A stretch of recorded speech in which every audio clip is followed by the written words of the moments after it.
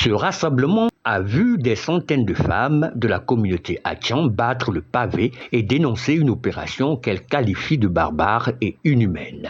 Nous avons été, disent-elles, réveillées en pleine nuit par le bruit des gradères et des cris de violence. Nous avons perdu tout ce que nous avions, nos maisons, nos biens et même des vies. Un bébé de 6 mois qui ne demandait qu'à vivre est mort asphyxié à cause des gaz lacrymogènes lancés par les forces de l'ordre. Nous demandons justice et réparation pour nos familles endeuillées.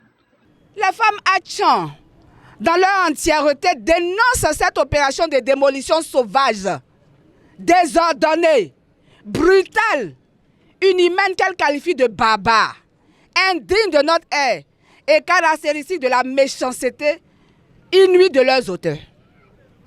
Les femmes Atchan condamnent avec la dernière énergie l'utilisation des microbes et autres loupards qui se sont impunément attaqués à cette paisible population du village d'Adjamé.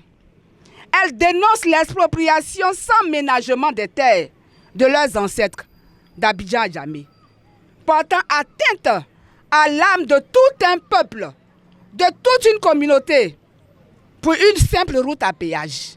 Les femmes Atchan s'insurgent contre les propos désobligeants et insultants de certaines personnalités à l'endroit de la communauté Atchan, traitant son mode de vie de primaire et d'être de mauvaise foi, ainsi que d'autres sur un ton de désinvolte et mal à propos justifient le razzia d'un village qui est l'âme de tout un peuple par le gain de temps et un suppli de coups à éviter.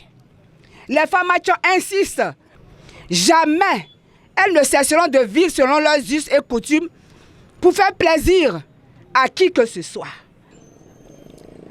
Par conséquent, il va falloir s'adapter à notre mode de vie. Pour terminer, les femmes Atchan martèlent à l'endroit de toutes ces personnes qu'il faut que cela cesse et réaffirment que nul n'a le monopole de la violence verbale. Les femmes Atchan exigent le respect des articles 8, 10, 28 de la Déclaration des Nations Unies sur le droit des peuples autochtones. Les femmes Atchan exigent la démission de M. Cissé Bakongo.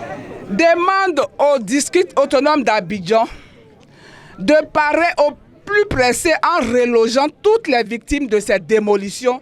Les femmes Atchan invitent les autorités compétentes à rebâtir les logements dignes sur les espaces non situés dans les emprises discutées avec la chefferie, demande au gouvernement de porter assistance aux 6 familles ayant perdu un être cher dans cette opération de démolition. Les femmes Atchan demandent aux dirigeants actuels de laisser le peuple Atchan vivre en paix sur la terre de ses ancêtres. Le collectif des femmes Atchan dénonce également la perte irréparable de biens matériels et culturels et la dispersion tragique des familles. En conclusion, dans leur déclaration, les femmes Atchan ont exprimé leur détermination à préserver leur patrimoine culturel et leur mode de vie face à cette destruction.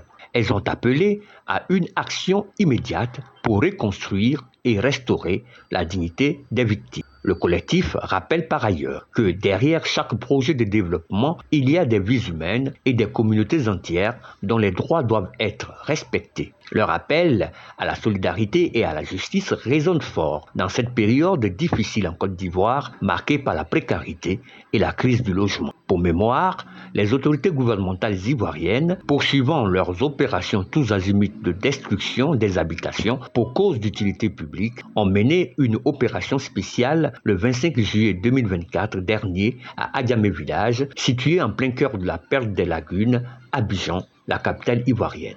Cette énième opération a réduit en décombres le village, jetant plus de 800 familles à la rue et causant des pertes en vies humaines et des dégâts matériels énormes.